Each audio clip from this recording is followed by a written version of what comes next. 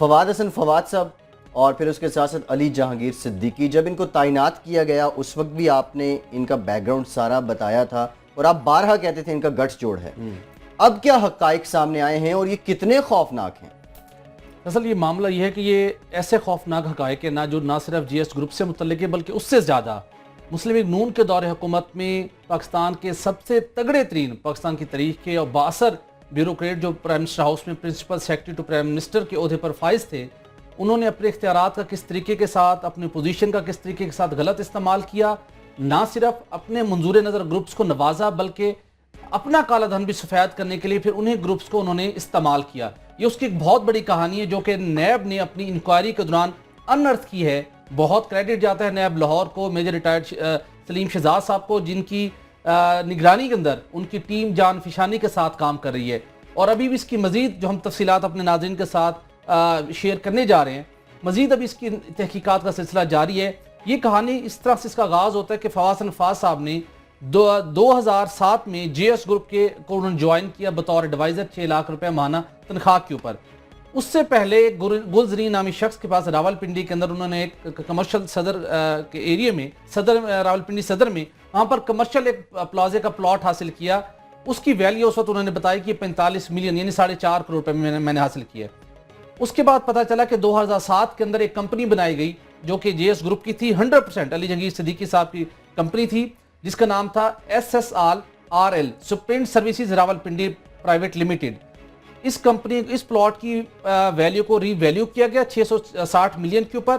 Agreement طے پایا کہ جو SSRL کمپنی ہے جس کے اندر 8500 شیئرز علی جہانگیر صدیقی صاحب کے پاس تھے اور اس کے 3 اور ڈائریکٹرز تھے جن میں سے جو کہ جے ایس گروپ کے امپلائیز تھے، ایک سی او تھا اور 500 شیئرز ان کے نام تھے. یعنی کہ SSRL sprint services Rawalpindi limited company 100% owned by J S group Ali Jahangir Siddiqui. اور بنیاد میں فراڈ تھا، اوور ویلیو کر کے زمین کا. ہاں، یہاں سے شروع ہو گیا. 2004 میں اس کی ویلیو 45 ملین ہے، 2007 میں اس کی ویلیو 660 ملین ہو گئی. یہاں پر گلزرین کے ساتھ ایک ایگریمنٹ طے پایا کہ وہ SSRL کا وہ یہ طے پایا تھا کہ وہ ان کو 55% اس کو پیمنٹ کریں گے جو کہ 363 ملین روپیز بنی.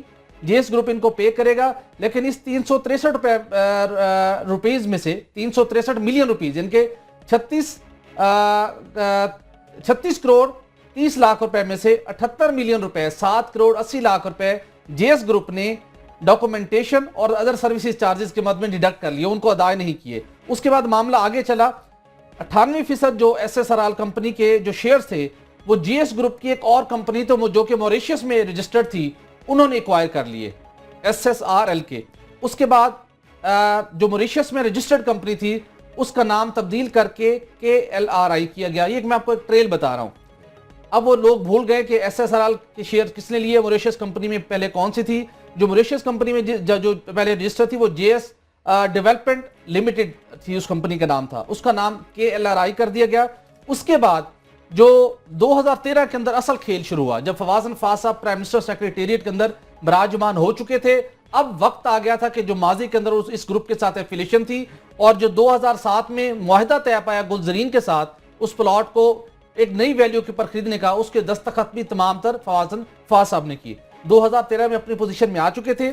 اس کے بعد جو وہ کمپنی جس کے اندر جس کی 100% ہولڈنگ جے ایس گروپ کے پاس تھی، اس کے اندر فواد حسن فواد صاحب کی اہلیہ، ان کے بھائی اور ان کے کچھ اور لوگوں نے نامینیٹ کر کے اس گروپ کے اندر شیئر ان کو انڈکٹ کیا گیا. شیئر ہولڈنگ ان کے پاس ہوئی اور ان کی اہلیہ اس کمپنی کی چیف ایگزیکٹو آفیسر بن گئی 2013 کے اندر.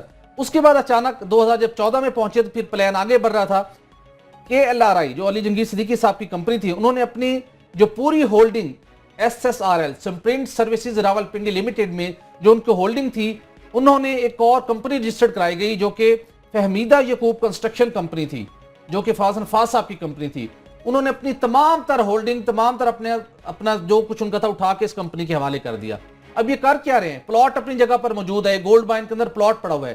اس گولڈ مائن کی جو کمپنی جس کی ملکیت اس کے شیئر ہولڈنگ ٹرانسفر ہو رہی ہے. چیزوں کو آپ نے وائٹ کرنا تھا، کالا دھن کو سفید کرنا تھا. یہاں پر بھی ایک ایگریمنٹ ہوا. اس ایگریمنٹ کے مطابق فواد حسن فواد صاحب نے 250 ملین روپے پے کرنے تھے، لیکن جس میں سے انہوں نے 100 million rupees as per agreement transfer کیے، جبکہ 150 ملین روپے انہوں نے جے ایس بینک سے 2014-15 میں جا کے ایک لون لیا. وہاں سے لون لے کے واپس ہی جی ایس بینک کو دے دیا, جی ایس گروپ کو دے دیا. بات یہاں تک چلتی گئی. اس کے بعد یہ سارا مختلف کمپنیوں کے طریقوں کے ساتھ یہ جو 12 ارب روپے مالیت کا راولپنڈی کے اندر جو پلازا تھا اس کے اندر کالا دھن سفید کرنے کا پلان بنایا گیا. طریقے کے ساتھ مختلف سٹیجز سے 2007 سے مختلف کمپنیوں سے روٹیٹ کرتا ہوا یہ پلازا الٹیمیٹلی فواد نفاذ صاحب اور ان کے اہل خانہ, ان کے جو عزیز و قارب بھائی, ان کے نام پہ ایک کمپنی کے تھرو ٹرانسفر ہو گئے. اس کے ان کے اس ایسٹس کے اثر وہ مالک بن گئے. اور گلزرین صاحب کو بھی جس طریقے کے ساتھ پھر آگے وہ ایک بینامی شخص تھا, ایک فرنٹ مین کہا جاتا ہے نئے حکام کے مطابق, ان کو پھر آہستہ آہستہ اس میں سے کوئٹ کر دیا گیا. اسی صاحب نے ایک کنسورشیم بنا کر فاضل نفاذ صاحب نے 2014 میں پرائم منسٹر میں ہاؤس میں ایک پوزیشن پر براجمان تھے. جی ایس بینک سے 1 ارب 30 کروڑ روپے کا لون لیا, سندھ بینک سے 1 ارب روپے کا, سمٹ بینک متنازع بینک جو آج کل بڑے اس کے منی لانڈرنگ کے کیس چل رہے ہیں ان سے بھی تقریباً 55 کروڑ روپے انہوں نے لون لے کر ان چیزوں کو نمٹانے کی کوشش کی. اس وقت نیب نے جو نئی انکوائری شروع کی ہے اس کے اندر فاضل نفاذ کے علاوہ کچھ اور بیوروکریٹس کا بھی نام آ رہا ہے, اور اس کے ساتھ علی جہانگیر صدیقی صاحب, ان کو 27 اگست کو طلب کیا گیا تھا, وہ نہیں آئے. ان کا بھی کیا فیصلہ کیا گورنمنٹ بھی ہم آپ سے شیئر کرتے ہیں. سی ایف او ہیں, ہیڈ آف انویسٹمنٹ ہے جی ایس گروپ کے جنید صاحب, ان کے خلاف انہیں شامل تفتیش کیا گیا. سلیمان لنانی ہیں, انہیں انویسٹیگیٹ شامل تفتیش کیا گیا. اب معاملہ آگے کس طریقے سے بڑھ رہا ہے. اب نیب نے وزارت خارجہ کو سرابجو کرنے کا فیصلہ کیا کہ علی جہانگیر صدیقی 27 اگست کو پیش نہیں ہوئے. وہ علی جہانگیر صدیقی صاحب جن کے خلاف یہ ایک نیب کا الگ کیس, اس کے علاوہ ہم ایک اور کیس پر کام کر رہے ہیں, ان کے خلاف مجموعی طور کے اوپر 128 ارب روپے کے 14 مختلف اداروں کے اندر نیب, ایف آئی اے, ایس ایس سی پی اور سوئس کے کورٹس کے اندر 128 روپے کے سکینڈلز کی تحقیقات جاری ہیں جو سالوں سے پینڈنگ ہے. اور اس کے اندر ایک سب سے بڑا سکینڈل, ایک ڈیفالٹڈ کمپنی ایگری ٹیک کے شیئرز 72 ارب روپے کے انہوں نے اپنا لون ایڈجسٹمنٹ کرنے کے لیے مارکیٹ سے ہائر پرائس کے اوپر 35 روپے کے اوپر ایڈجسٹمنٹ کی, جس کی نیب تحقیقات کر رہا ہے, ریفرنس فائل ہو چکے, مزید تحقیقات ہو رہی ہیں. اس وقت اس کی مارکیٹ ویلیو 11 روپے تھی. شہزاد اکبر صاحب مشیر ہیں, پاکستان تحریک انصاف کی حکومت کے مشیر برائے احتساب, انہوں نے کہا ہے کہ علی جہانگیر صدیقی صاحب کے اوپر سنگین الزامات ہیں. وہ پری اریسٹ بیل کے اوپر ہیں جو امریکہ کے اندر پاکستان کی اس وقت ہوتے سب نمائندگی کر رہے ہیں, سندھ ہائی کورٹ سے پری اریسٹ بیل کے اوپر ہیں. انہوں نے کہا جی کہ ہم اس معاملے کا جائزہ لیا ہے, وہ نیب کے نوٹس کو اویٹ کر رہے ہیں جو کہ جرم ہے, ان کے خلاف کارروائی ہوگی, انہیں ہم جلد واپس لانے کے لیے کارروائی کر رہے ہیں. یہ وہ صاحب ہیں جن کے خلاف 14 کیسز پینڈنگ ہیں 128 ارب روپے کے. فواد نفاذ صاحب جنہوں نے اپنا کالا دھن سفید کرنے کے لیے جی ایس گروپ کو استعمال کیا, ان کی کمپنیوں کو استعمال کیا, ان کو نوازا, پھر وہ پرائم منسٹر کے اسپیشل اسسٹنٹس بھی بنے, ان کو سرکاری کمپنیوں سے فائدہ بھی ملا اور امریکہ میں سفیر بھی تعینات ہوئے.